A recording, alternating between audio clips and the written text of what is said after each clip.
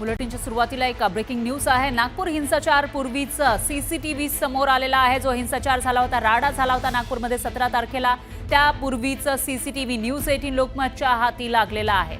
तर या घटनेनंतर द नागपूर फाईल्सचा पुढचा अंक आता सुरू झाल्याचं दिसतंय। नागपुरात राडा होण्याआधीचे सीसीटीव्ही समोर आलेत। काही तरुण महाल भागामध्ये पाहणी करत असल्याचं या सीसीटीव्ही मध्ये दिसतंय। तर लोक या चौकात जमत असल्याचं ही सीसीटीव्ही मध्ये दिसतंय। हे व्हिडिओ सोशल मीडियावर व्हायरल झालेत। पोलीस या व्हिडिओचा तपास करतायत। तर हेच ते व्हिडिओ आहेत जे नागपूरमध्ये 17 तारखेला जो राडा झाला होता त्यापूर्वीचे हे व्हिडिओ आहेत आणि त्याच्यामध्ये काही लोक जमताना या ठिकाणी आपल्याला दिसून येत आहेत। एक दोन नाही तर एक ग्रुप आहे की काय असा संशय या ठिकाणी उपस्थित होतोय।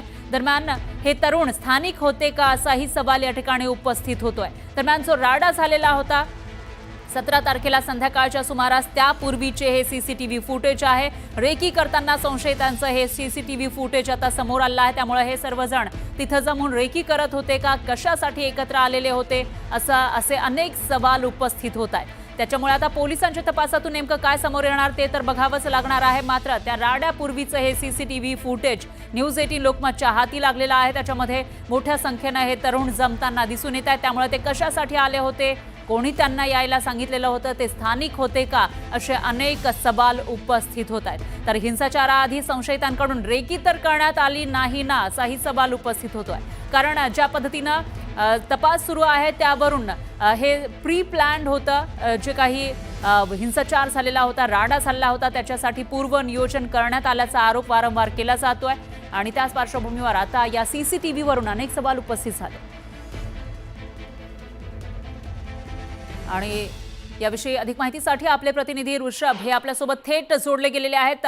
ऋषभ, काय सांगाल, ज्या ठिकाणी राडा झाला होता त्या ठिकाणी त्या पूर्वीचे सीसीटीव्ही आपण बघितले, न्यूज 18 लोकमतच्या हाती लागलेले आहेत ते सीसीटीव्ही, त्याच्यामध्ये काही तरुण जमताना दिसत आहेत आणि मला वाटतं की तुम्ही आता त्याच ठिकाणी असाल। कशा पद्धतीनं, कुठून ते तरुण आले होते, याविषयी काय माहिती मिळतीये?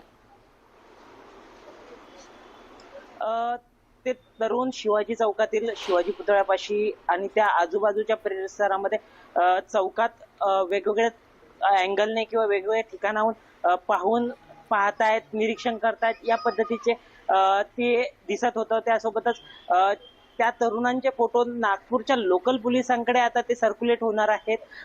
ते सगळे सीसीटीव्हीज आणि ते व्हिडिओज नागपुरातील लोकल पोलीस त्याच्यावर पद्धतीने तपास करणार आहे।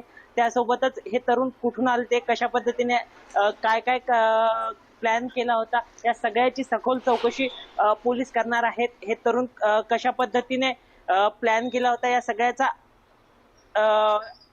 तपास करणार आहेत। निश्चितच ऋषभ, एकूणच असं म्हणता येईल की हे जे सीसीटीव्ही आता समोर येत आहेत त्याच्यावरून पोलिसांना एक नवी दिशा मिळू शकते तपासासाठी। आणि जसं प्री प्लॅन होतं असं म्हटलं जाते त्यानुसार हे तरुण त्यासाठी तर आले नव्हते ना, रेकी करण्यासाठी तर आले नव्हते ना, असे सर्व प्रश्नांची उत्तर आपल्याला मिळू शकतात। दरम्यान धन्यवाद तुम्ही दिलेल्या या माहितीसाठी। याविषयीचे अपडेट आपण घेत राहूयात।